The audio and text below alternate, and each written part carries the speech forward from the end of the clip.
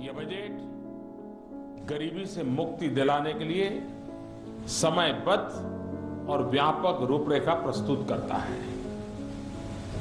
किसानों की आय को दुगुना करने की दिशा में इस बजट में कई अहम कदम उठाए गए हैं।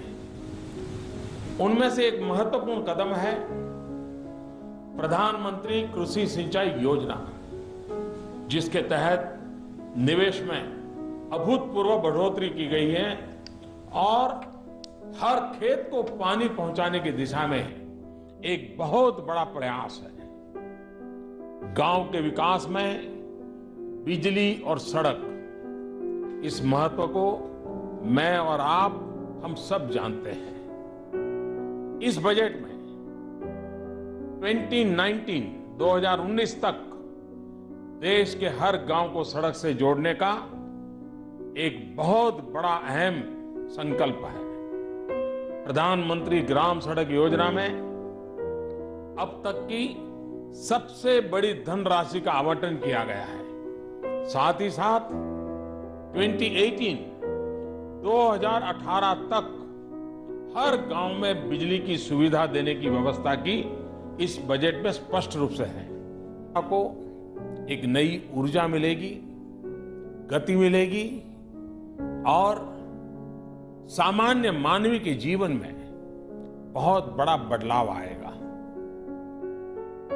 हम ये साफ जानते हैं, गरीब से गरीब को पूछो, सामान्य से सामान्य व्यक्ति को पूछो, उसका एक सपना होता है अपना घर।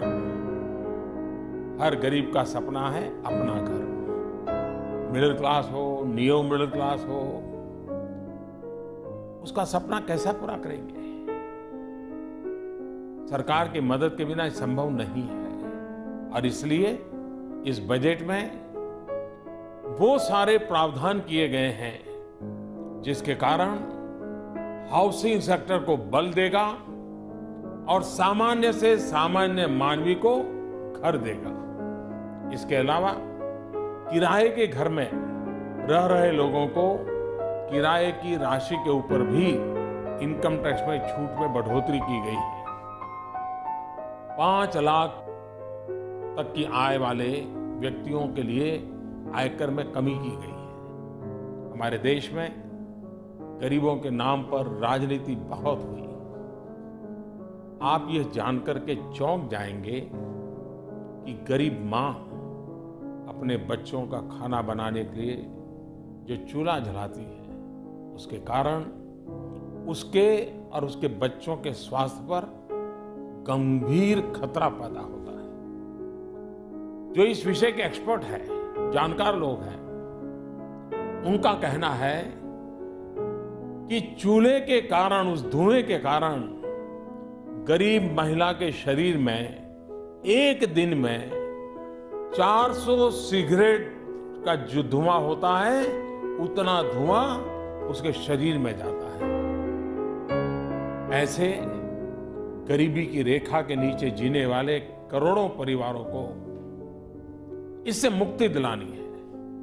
और इसलिए ऐसे गरीब परिवारों को मुफ्त में गैस कनेक्शन देने का एक बड़ा ही महत्वपूर्ण निर्णय हमने किया है।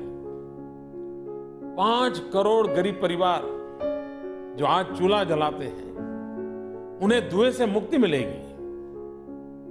गरीब के स्वास्थ्य को लाभ होगा और पर्यावरण की भी सुरक्षा होगी। स्वास्थ्य के क्षेत्र में हमारी सरकार ने कई महत्वपूर्ण कदम उठा रही है। कभी कभी एकाध बीमारी भी मध्यम वर्ग के परिवार, निम्न मध्य परिवार और गरीब की जिंदगी तबाह कर देती है। और इसलिए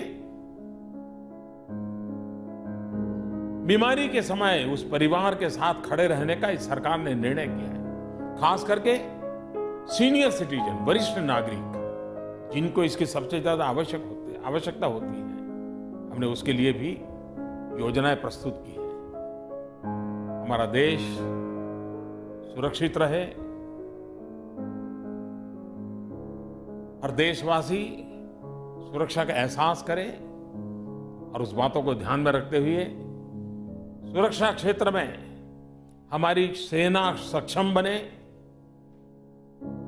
सैनिक सबल बने और आधुनिक सुरक्षा संसाधनों से लैस हो। रिटायरमेंट के बाद वन रैंक वन पेंशन मिले। भारत के अंदर डिफेंस मैन्युफैक्चरिंग को और बल मिले और सेना को आधुनिक बनाने की दिशा में अनेक महत्वपूर्ण काम हो, वो इस बजट में स्पष्ट किया गया है। इस बजट में आपने देखा होगा कि इंफ्रास्ट्रक्चर में करीब करीब 2 लाख करोड़ रुपयों से भी अधिक प्रावधान किया गया है।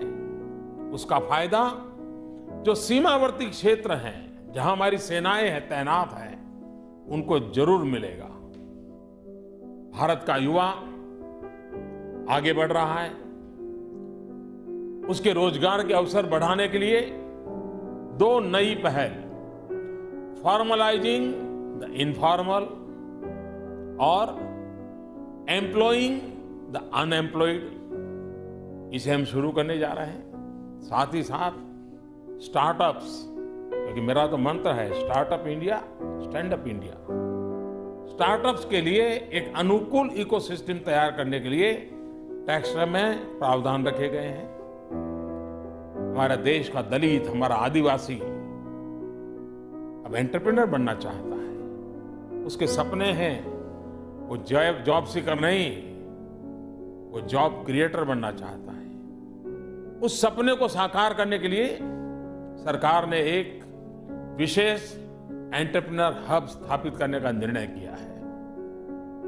देश का युवा वैश्विक चुनौतियों का सामना करे और उसे शिक्षा और तालीम के क्षेत्र में वैश्विक स्तर के अवसर मिले, इसके लिए पुराने कानूनों के नियमों को और बंधनों से हमारी शिक्षा दब गई है। उसे ऊपर उठाकर सरकारी और निजी क्षेत्र में 10-10 इंस्टीट्यूशंस को वैश्विक स्तर पर लाने के लिए एक चैलेंज रूट के द्वारा चुना जाएगा। शिक्षा और एजुकेशन के क्षेत्र में यह बहुत बड़ा अहम सुधार है। उनको आर्थिक मदद भी दी जाएगी और एक बार उच्च शिक्षा संस्थान का कंपटीशन का माहौल बनेगा। आप कल्पना कर सकते हैं कितना बड़ा परिवर्तन आएगा। लेकिन साथ साथ प्राथमिक शिक्षा, इसका भी उतना ही महत्वपूर्ण है। इतने सालों तक ज्यादातर सरकारों का प्राथमिक शिक्षा के प्रसार की तरफ ध्यान रहा, जो आवश्यक भी था। लेकिन आज की चुनौतियों का अगर सामना करना है तो शिक्षा के प्रसार के साथ साथ शिक्षा में गुणात्मक परिवर्तन लाने की आवश्यकता है। गुणवत्तापूर्ण शिक्षा मिले, दूर सुदूर गांव में रहने वाले बालकों को भी गुणवत्तापूर्ण शिक्षा मिले, उस पर हम बल दे रहे हैं। और उसके लिए इस बजट में गुणवत्ता पर बल देने वाले विषयों को प्राथमिकता दी गई है। हमारी सरकार हमेशा देश की जनता पर भरोसा रखने के पक्ष में रही है। हमें देश के नागरिकों पर आशंकाएं नहीं करनी चाहिए। इनकम टैक्स डिपार्टमेंट के लोगों ने उनके प्रति सम्मान का भाव रखना चाहिए और इसीलिए इनकम टैक्स डिपार्टमेंट की जो जटिल प्रक्रियाओं से सामान्य नागरिक को गुजरना पड़ता है, उसे उसको मुक्ति मिलनी चाहिए। व्यापारियों और प्रोफेशनल्स को जो तकलीफ हो रही है, उसे हमें मुक्ति दिलानी है। इस बजट में सामान्य आय वाले इस वर्ग को टर्नओवर पर प्रिजम्पटिव टैक्स भरने से इन प्रक्रियाओं से मुक्ति मिल जाएगी।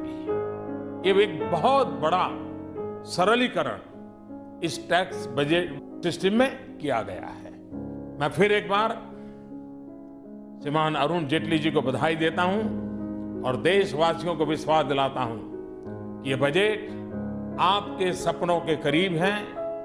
आपने सपनों को साकार करने के लिए सरकार की प्रतिबद्धता को पूरी ताकत के साथ, योजना के साथ प्रस्तुत किया है।